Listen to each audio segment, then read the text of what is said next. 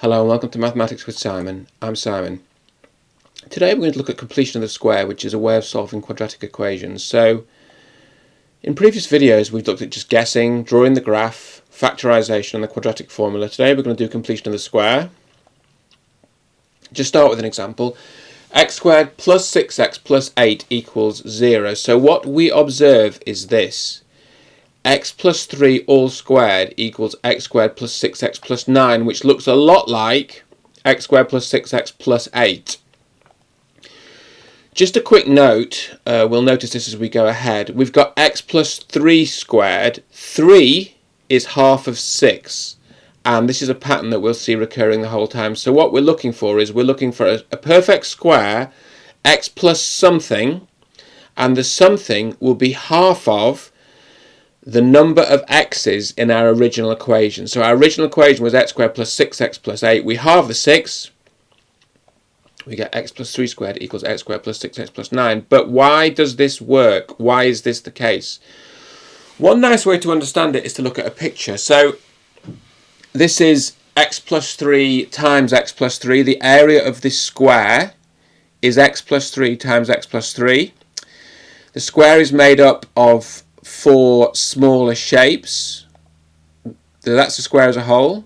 The shapes are x squared, x by x, 3x, 3x, and 3 by 3, 3 times 3, which is 9. So this tells us that x plus 3 all squared, the area of the whole square, equals x squared plus 3x plus 3x plus 9, or x squared plus 6x plus 9. We can also just do this algebraically. I mean, we can just actually say x plus 3 times x plus 3 equals x times x, which is x squared, 3 times x, which is plus 3x, plus x times 3, which is plus 3x, plus 3 times 3, which is plus 9. So we can look at this either algebraically or as a picture, and that's quite a common situation in mathematics. We have a choice of looking at things pictorially or algebraically, which is really nice. So this was our original equation, x squared plus 6x plus 8 equals 0. We can rewrite it this way, x squared plus 6x plus 9 minus 1 equals 0. Simplify, so we turn these three terms into x plus 3 all squared. X squared plus 6x plus 9 we turn into x plus 3 all squared, minus 1 equals 0. Add 1 to both sides, take the square root, which means that x plus 3 equals plus or minus 1. The square root of 1 is plus or minus 1 because 1 times 1 is 1 and minus 1 times minus 1 is 1. X plus 3 equals plus or minus 1. X equals minus 3 plus or minus 1, which is minus 2 or minus 4. Okay.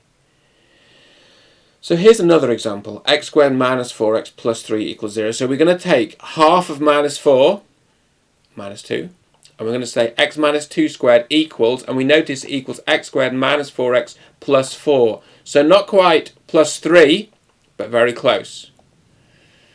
And I'm going to illustrate this again visually. So here's a square that's x by x, and then it's made up of 4 smaller shapes or quadrilaterals. A quadrilateral is a shape that has 4 sides. So there's a square which is x minus 2 by x minus 2. And then there are other shapes in here.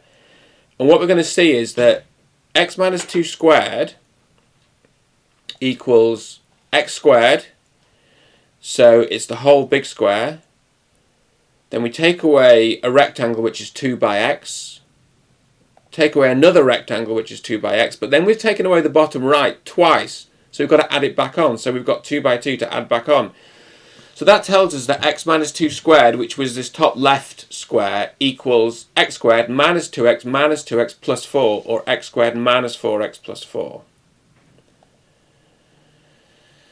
And then our original equation was x squared minus 4x plus 3. So this is equivalent to x squared minus 4x plus 4 minus 1. So x minus 2 squared minus 1 equals 0. Add 1 to both sides. X minus 2 squared equals 1.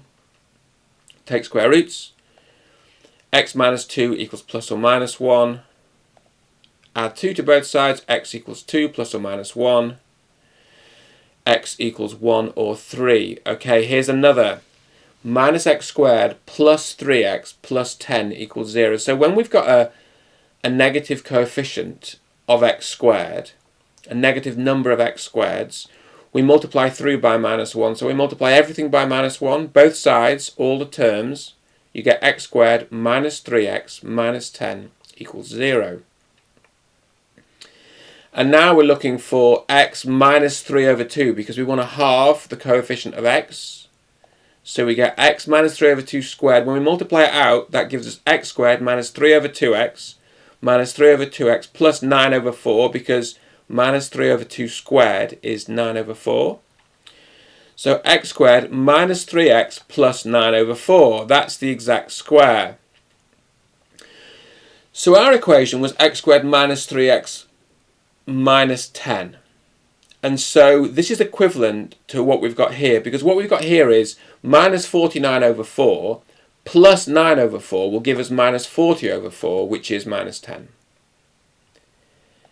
So we simplify the left, we simplify these three terms on the left, x squared minus 3x plus 9 over 4, into x minus 3 over 2 squared. Add 49 quarters to both sides. Take square roots. The square root of 49 over 4 is plus or minus 7 over 2. Add 3 over 2 to both sides. And then 3 over 2 plus 7 over 2 is 10 over 2, which is 5. And 3 over 2 minus 7 over 2 is minus 4 over 2, which is minus 2. Okay, another. X squared plus 4x plus 5 equals 0. So again, we're halving the coefficient of x. X plus 2 squared equals x squared plus 2x plus 2x plus 4, which is x squared plus 4x plus 4. So our original equation can be written as this. Simplify, take 1 from both sides. And now, there's no square root. So here's the problem. We're saying x plus 2 squared equals minus 1. Well, this doesn't work, because there is no number you can square to get to minus 1. Because like 1 times 1 is 1, and minus 1 times minus 1 is 1, but there's no number that you can times by itself to get to minus 1. So this can't be solved. There is no x that can make this work because there's nothing you can square to get minus 1. And actually we can see this visually in the graph. So the graph doesn't quite touch the axis. There's no x value for which y equals 0. So sometimes by using completion of the square we can see when an equation can't be solved, basically when you have to take the square root of a negative number. Okay, here's another one. 2x squared minus 11x plus 5 equals 0. So what we're going to do here is divide through by 2. So our coefficient of x squared is just 1, like this. X squared minus 11 over 2x plus 5 over 2. Then we're going to take half of our x coefficient, so half of 11 over 2, which is 11 over 4. X minus 11 over 4 squared equals x squared minus 11 over 2x plus 121 over 16, because the square of 11 over 4 is 121 over 16.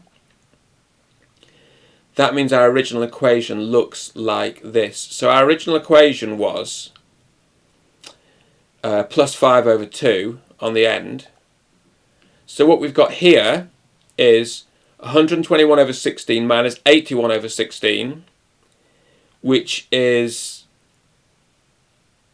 40 over 16. And then if we divide through by 8, we get plus 5 over 2. So 121 minus 81, that's 40 over 16. Cancel top and bottom by 8, we get 5 over 2. And it's plus 5 over 2, which is what we had in our original equation. Okay, and then what we're going to do again is simplify these three terms.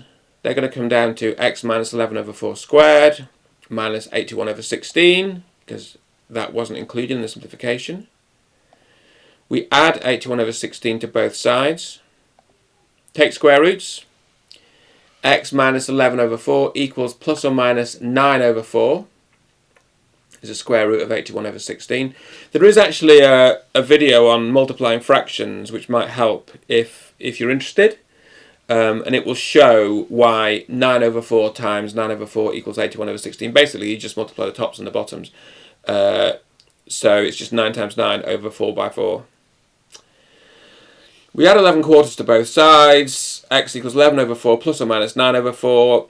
When it's plus, we get 20 over 4, which is 5.